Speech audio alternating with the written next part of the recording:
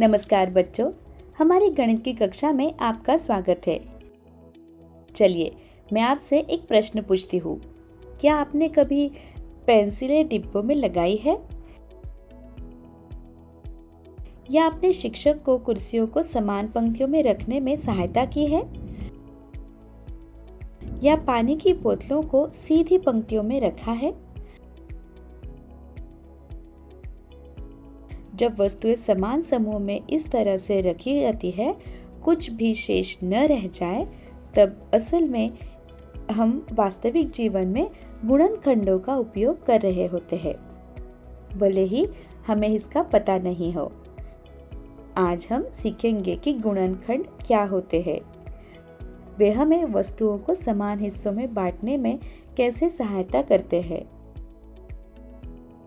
वे हमेशा जोड़ों में होते हैं और हम उन्हें अपने रोजमर्रा के जीवन में कहाँ उपयोग करते हैं।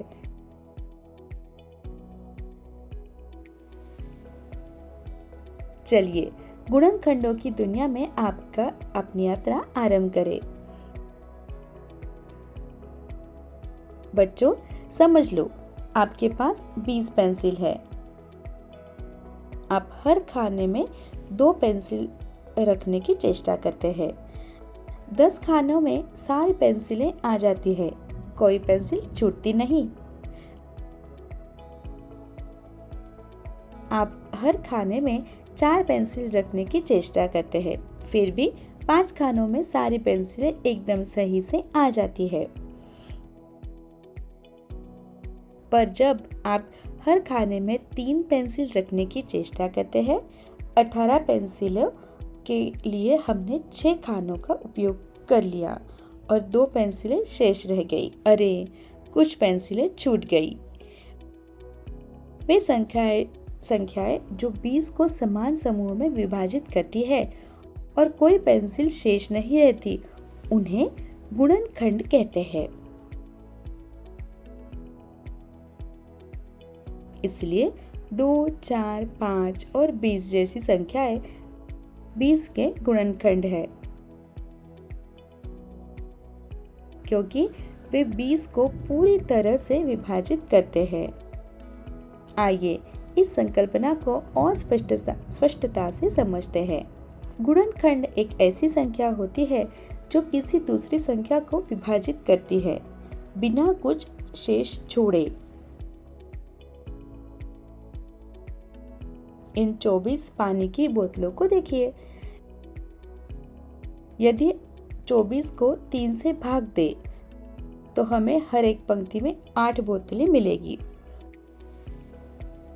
कोई भी बोतल शेष नहीं बचेगी, इसलिए 3 24 का गुणनखंड है।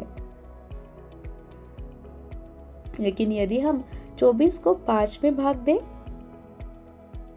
तो कुछ बोतलें शेष रह जाएगी, इसलिए 5 24 का गुणनखंड नहीं है। गुणनखंड हमेशा बिना शेष छोड़े विभाजित करता है।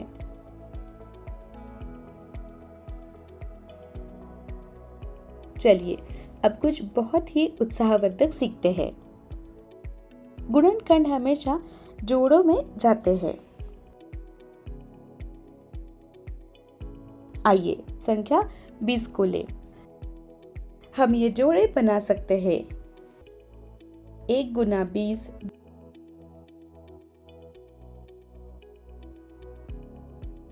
2 गुना 10,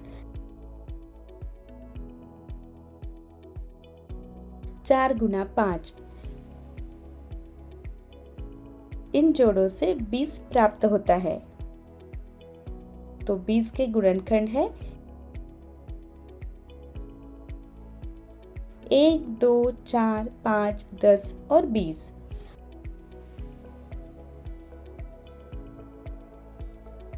हर एक छोटे गुणनखंड का एक जोड़ीदार होता है, जिसे गुणा करने पर 20 बनता है।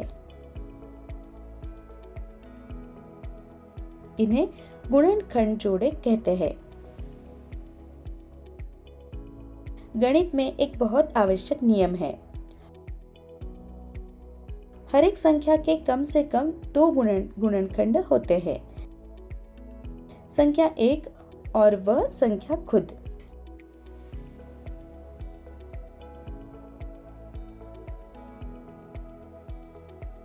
आइए कुछ उदाहरण देखें।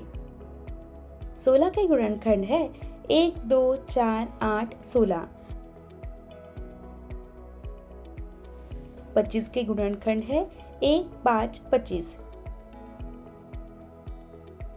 30 के गुणनखंड है 1, 2, 3, 5, 6, 10, 15, 30।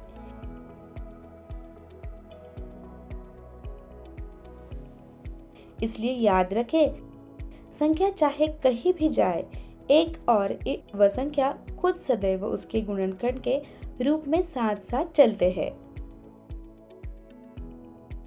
संख्या एक बहुत विशेष है।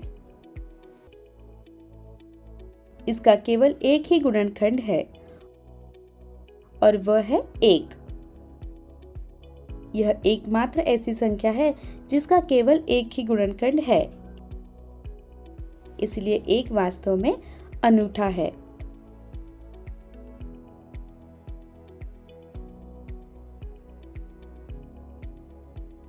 आइए रोजमर्रा के जीवन में गुणनखंडों को देखें। सोचिए कि आपके पास एक छोटी दीवार बनाने के लिए 36 ईंटें हैं। आप इन्हें भिन्न भिन्न तरीकों से व्यवस्थित करने का प्रयास करते हैं। 18 ईंटों की 2 पंक्तियां,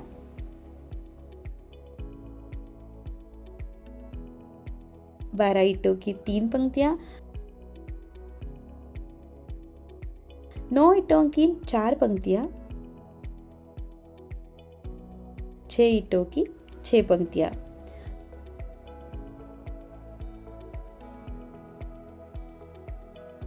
हर व्यवस्था में सभी ईंटों का उपयोग होता है। कोई भी ईंट छूटती नहीं है। इसलिए ये सभी संख्याएं 2, 3, 4, 6, 9, 18, 12 और 36 के गुणनखंड है।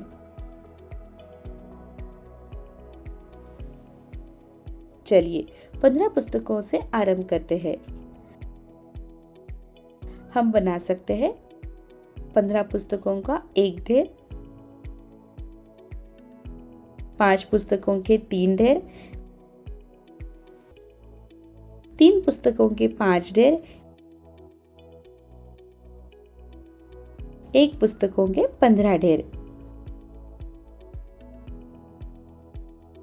सभी ढेर समान हैं और सभी पुस्तकें इस्तेमाल हो चुकी है।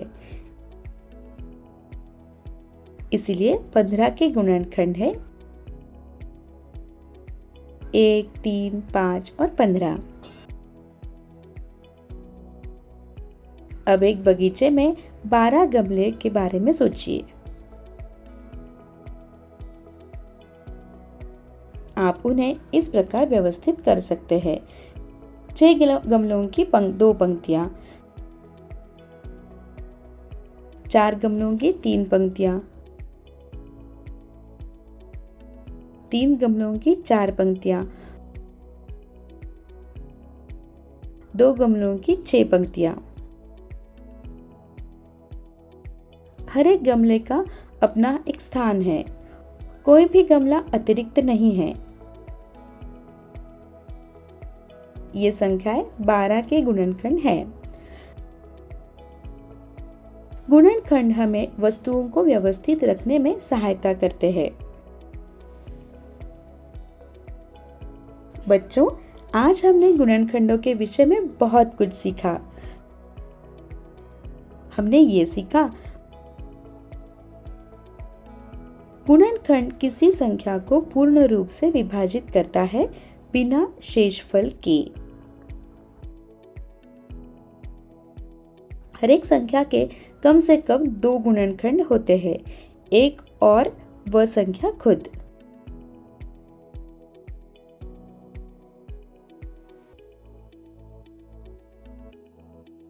गुणनखंड जोड़ों में होते हैं।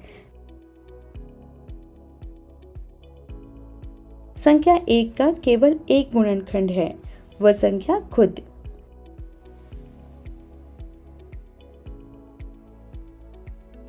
हम वास्तविक जीवन में गुणनखंडों का उपयोग करते हैं, जैसे पेंसिल, कुर्सियां, ईंटें, पुस्तकें और गमले व्यवस्थित करते समय। आज आप सभी ने बहुत अच्छा सीखा। अगली कक्षा में फिर मिलेंगे गणित के एक और भी पाठ के लिए। नमस्कार।